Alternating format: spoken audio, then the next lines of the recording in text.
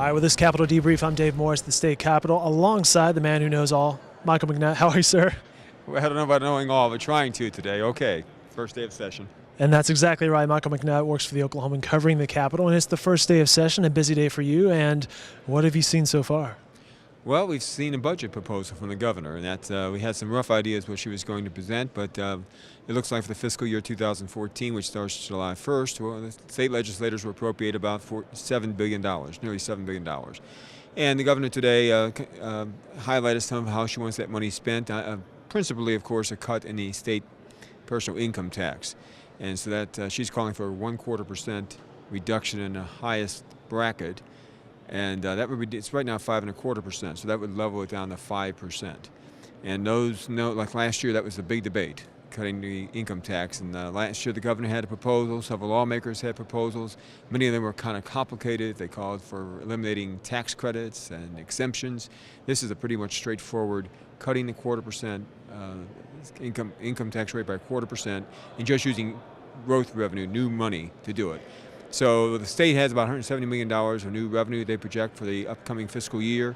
This will cost $40 million in the 2014 fiscal year because of the way the calendar year jives with the state fiscal year. But for a full fiscal year, it'll cost about $120 million.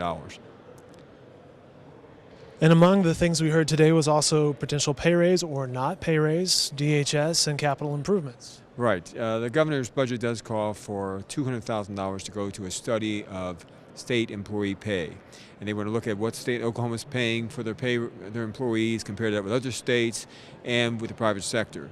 The last across-the-board pay increase for state employees was October 2006. The governor and legislative leaders say very clearly no more across-the-board pay increases. They want to do what's called merit increases. And but it looks like there won't be any pay increase this coming fiscal year because the study will take some time to do and then finalize and then review. So maybe 2015 fiscal year, maybe the first time that employees, rank and file employees, will see some type of increase. DHS, about $50 million increase for that agency.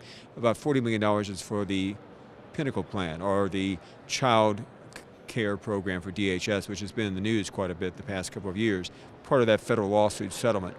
And they were asking for $46 million for that. They're getting $40 million. This goes to increase pay for those recommendations from the different people who are advising DHS, been appointed by the courts to look at how our foster care program primarily is being administered. Corrections or prisons, the governor is putting in $1 million for the increase for the 2014 fiscal year. No emergency money for that. They were asking for tens of millions of dollars. They say they want to get more information from the prison systems, and they're hoping that right now all this estimate is based on tax revenues that were collected projected as of December. Now the tax commission will look at these revenues again later this month. They'll come back with a revised final estimate of revenue for the legislators to appropriate later on this month. And state finance officials believe that we could pick up about $36 million on top of the $170 million. So that money could be used for prisons, it could be used for other purposes that the legislators and the governor may have, common public schools. There's a big need there to pay for some of those reforms. And the legislative leaders and the governors, that's what a lot of their time will be spent for the next 4 months, is trying to work on a budget. The other thing we should mention probably is while we're in the Capitol, emergency funding. It means funding for this fiscal year, money for this fiscal year that we appropriated, if legislators approve it immediately. $10 million we set aside for the Capitol, $2 million for a study, an overall study to look and see the various needs and how to go about to repair those problems, and $8 million to repair the facade. Those who come into the Capitol may notice those yellow barriers, and you have to walk, if you go on the south side, you walk, hard to miss them. Walk under scaffolding. It's because the exterior, the limestone, is crumbling and is falling.